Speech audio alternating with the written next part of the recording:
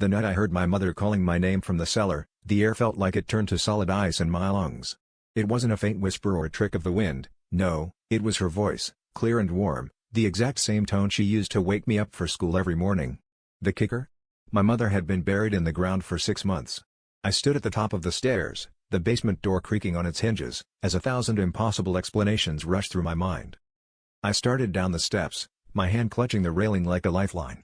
My voice came out as a broken whisper, calling back to her, my heart thundering against my ribs.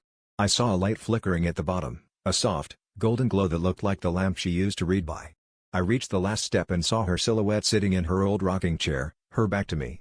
She was humming that old lullaby, the one about the stars, and for a second, the grief that had been crushing me since the funeral simply vanished.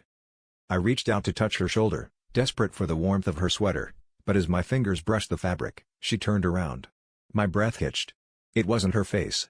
It was a hollow, gray mask of skin with eyes that looked like empty, bottomless pits. The humming didn't stop, but her mouth wasn't moving, the sound was coming from deep inside her chest, vibrating like a trapped animal. She didn't offer a hug, she reached out with fingers that felt like frozen iron and gripped my wrist, pulling me toward the darkness beneath the chair. I managed to tear myself away and scramble back up the stairs, locking the door behind me, but the humming followed. I realized then that the voice wasn't a gift or a miracle, it was a lure. Whatever was down there wasn't my mother, it was something that had hollowed out her memory to build a nest in my house. Now, every night, I sit in the silence of my bedroom, listening to the floorboards creak, knowing that the walls we built to keep the world out don't mean a thing when the monster already has your mother's voice.